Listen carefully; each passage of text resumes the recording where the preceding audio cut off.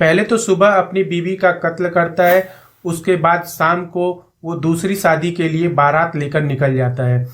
धूमधाम से शादी करने के बाद अगले दिन वो इस हिसाब से प्लान करता है कि उसके जो पहली बीवी को उसने मारा था उसकी लाश को कैसे ठिकाने लगाया जाए। उसके लिए पूरा प्लान बना लिया था कि सुहागरात वाले दिन जैसे ही लोग यहाँ से हटेंगे उसके बाद उस लाश को वो ठिकाने लगा देगा। लेकिन दोस्तों के साथ मिलकर पार्टी करना उसको इतना महंगा पड़ गया कि एक गलती से उसके सारे राज खुल जाते हैं और वो सलाखों के पीछे चला जाता है। ये सच्ची कहानी क्या है और इसके पीछे क्या मकसद था, आइए पूरी कहानी हम समझते हैं। राम राम, आदाब, सत श्री अकाल। मेरा नाम अमर है और आप देख रहे हैं क्राइम स्टोरी। हरियाणा के झज्जर से दो सगी बहनें पढ़ाई के सिलसिले में दिल्ली आ जाती हैं। दिल्ली में ही रूम लेकर रहने लगती हैं और डेली वो अपने घर वालों से फ़ोन पर बातें करती थी। मतलब कोई ऐसा दिन नहीं होता था जिस दिन वो अपने घर वालों से, अपने माँ बाप से बातें न करें। दिन में पढ़ाई और शाम होते होते शाम तक उनके घर वालों का फ़ोन आ जाता था या लड़कियों का फ़ोन उनके घर पे चला जाता था। तो अक्सर हमेशा ये लोग बात करते थे। अब अचानक एक दिन ऐसा होता है कि जो बड़ी बहन होती है उसका फ़ोन घर वालों के पास नहीं जाता है। घर वाले सोचते हैं हो सकता है वो बिजी हो, इसलिए उसने फ़ोन नहीं किया है। तो अगले दिन जब उसका फिर फ़ोन नहीं आता है तब घर वाले ही उसको फ़ोन लगाते हैं, लेकिन उसका जो है फ़ोन कोई और उठाता है। जब ये फ़ोन कोई और उठाता है तो बात नहीं करता है। अब उसके घर वाले छोटी लड़की जो होती है उनकी उसको फ़ोन करते हैं और पूछते हैं कि तुम्हारी बहन कहाँ है। ये कहती है कि मुझे भी नहीं पता, वो शायद घूमने के लिए गई है कहीं। अब घर वाले को लगता है कि हमसे तो अक्सर बात होती थी, डेली बात होती थी, लेकिन घूमने टहलने का ऐसा कोई उनकी बेटी ने जिक्र नहीं किया था। घर वाले छोटी बहन से कहते हैं कि तुम बताओ कहाँ गई है, किसके साथ गई है। इस हिसाब से वो बात करते हैं जब घर वाले। तो छोटी बहन कहती है मुझे ज़्यादा कुछ पता नहीं है, मैं उसके दोस्तों से पूछकर फ़ोन करती हूँ और उसके बाद मैं डिटेल आपको बताती हूँ। अब वो उसकी बहन जो है सबको फ़ोन करना, जो उसके क्लोज फ्रेंड थे उनको फ़ोन करती है। तो पता चलता है कि वो कोई फीमेल फ्रेंड के साथ नहीं बल्कि मेल फ्रेंड के साथ घूमने के लिए गई है। अब ये सारी बातें जो है उनकी बेटी, जो छोटी बेटी है, घर वालों को बताती है कि इस तरह से वो घूमने गई है, लेकिन किसी लड़की के साथ नहीं, लड़के के साथ। अब घर वाले कहते हैं उस लड़के का पता करो और उसको फ़ोन लगाओ कि आखिर वो लोग कहाँ घूमने के लिए गए हैं। ये लड़की किसी तरीके से उस लड़के का नंबर निकालती है, उसका नाम होता है साहिल गहलोत। उसको वो फ़ोन लगाती है और पूछती है कि मेरी बहन तुम्हारे साथ घूमने के लिए गई थी, वो कहाँ है। अब वो कहता है कि हाँ, मेरे उसके साथ घूमने का तो प्लान था, लेकिन मेरा प्लान अचानक कैंसिल हो गया और मैं यहाँ पे शादी में व्यस्त हूँ, इसलिए वो अकेले ही घूमने के लिए निकल गई। मैंने उसको मना किया था लेकिन वो घूमने के लिए चली जाती है। अब ये बात सुनने में बड़ा अटपटा लगता है कि अकेले ही घूमने के लिए कैसे वो चली जाएगी और किसी को, घर वालों को या उसकी बहन, किसी को भी ये बातें सारी नहीं बताएगी। लेकिन बहरहाल वो लड़की अपने घर वालों को अपडेट देती है कि इस तरह से सारा मामला है। अब लड़की के घर वाले उस लड़के का नंबर लेते हैं और उसको वो डायरेक्ट कांटेक्ट करते हैं। उससे ये पूछते हैं कि बेटा तुम्हारे साथ मेरी बेटी गई थी, वो कहाँ पर है। तब वो लड़का यही कहता है कि अंकल वो मेरे साथ घूमने के लिए निकली थी, लेकिन मेरा रास्ते में ही प्लान कैंसिल हो गया और मैं यहाँ पे व्यस्त हूँ शादी के लिए, मेरी शादी होने वाली है, आप प्लीज़ मुझे बार बार फ़ोन मत करिए। इस तरह से कह के वो फ़ोन को काट देता है। अब घर वालों की बेचैनी धीरे धीरे बढ़ने लगी थी कि 2-3 दिन से वो गायब है, उससे कांटेक्ट भी नहीं हो पा रहा है और जिसके साथ घूमने गई थी वो भी मना कर रहा है कि वो अकेले ही चली गई थी। अब उस लड़की के माँ बाप जो होते हैं उनका एक जानने वाला होता है दिल्ली पुलिस में। अब उससे वो कांटेक्ट करते हैं और उसको सारी बात बताते हैं कि इस तरह से उनकी बेटी गायब हो गई है। पुलिस वालों को जो लोकेशन मिलता है वो एक वहाँ से 40 किलोमीटर दूर एक सुनसान जगह पर एक ढाबा है, उस ढाबे के पास उसका लोकेशन मिलता है उसके फ़ोन का। पुलिस टीम वहाँ रवाना हो जाती है। उस ढाबे के पास जब पहुँचती है, ढाबे के अंदर पुलिस वाले जाते हैं और सारा ढाबा छान मारते हैं, लेकिन वो लड़की वहाँ नहीं मिलती है। ढाबा भी बंद पड़ा था कई साल से। और उसके बाद अब जैसे ही वहाँ से लोग निकलने लगते हैं तभी एक पुलिस वाले की नज़र वहाँ पर रखे एक फ्रिज पर पड़ती है।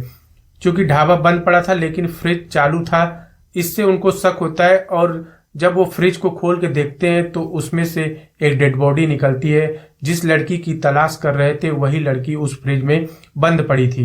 अब इसकी बॉडी को पुलिस पोस्टमार्टम के लिए भेज देती है और पूरा मामला समझ जाती है। जब उस ढाबे के मालिक का पता किया जाता है तो वो वही लड़का होता है जो ये बार बार टाल रहा था कि मुझे नहीं पता है, मुझे नहीं पता है। साहिल का ही वो ढाबा होता है। अब पुलिस वाले साहिल का नंबर ट्रैक करके साहिल के पास पहुंच जाते हैं और उसको अरेस्ट कर लेते हैं।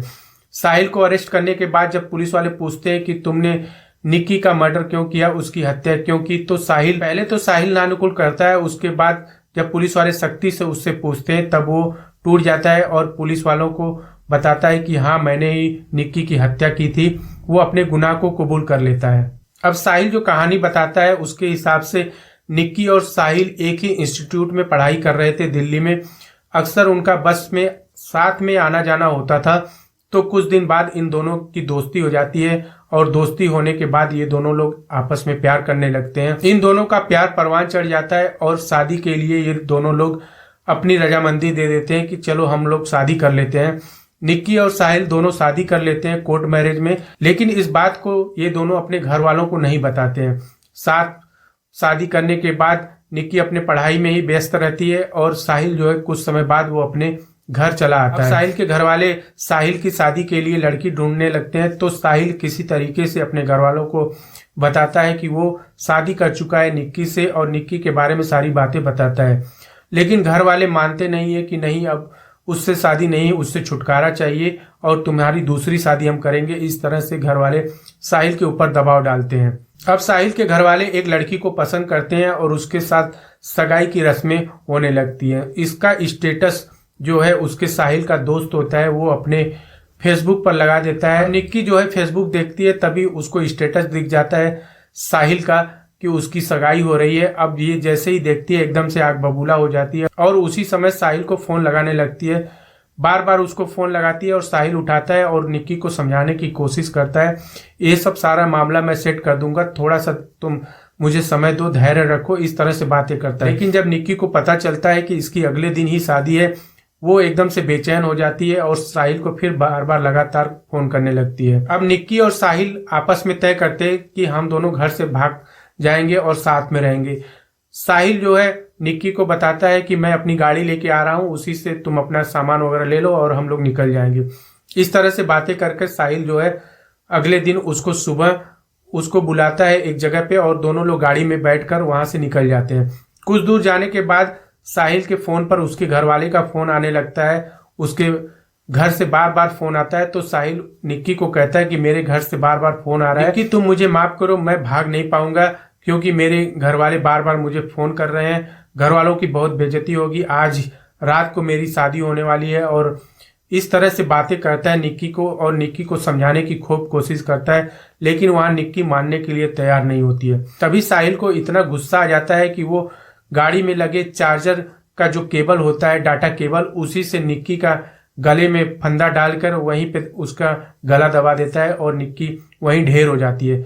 उसके बाद वो 40 किलोमीटर दूर अपने बंद पड़े ढाबे पर लेके उसकी लाश को जाता है और वहां फ्रिज में डालकर उसको पैक करके फ्रिज चालू करके उसके बाद वो आराम से अपने घर पे आ जाता है। और उसके बाद शाम को उसकी शादी होती है धूमधाम से। और अब इसका जो प्लान था साहिल का, वो सोच रहा था कि सुहागरात के लिए घर से बाहर निकलेंगे तो सारा सामान वगैरह जो सूटकेस होगा वो गाड़ी में रख लूंगा और मौका पड़ते ही उस सूटकेस को जो है वो किनारे लगा देगा, कहीं नदी या झाड़ियों में फेंक देगा। इस तरह से पूरा प्लान उसकी डेड बॉडी को ठिकाने लगाने के लिए कर रखा था। लेकिन उससे पहले ही जब घर वाले बार बार उसको फोन कर रहे थे, साहिल की बातों से उनको ऐसा कुछ फील हुआ कि हो ना हो उसकी बेटी के साथ कुछ गलत हो गया है। तभी वो दिल्ली पुलिस से कांटेक्ट करते हैं और सारा मामला खुलकर सामने आता है और साहिल की गिरफ्तारी हो जाती है। साहिल अपने मकसद में कामयाब नहीं हो पाता। सोचिए, सुबह एक बीबी की हत्या करता है और शाम को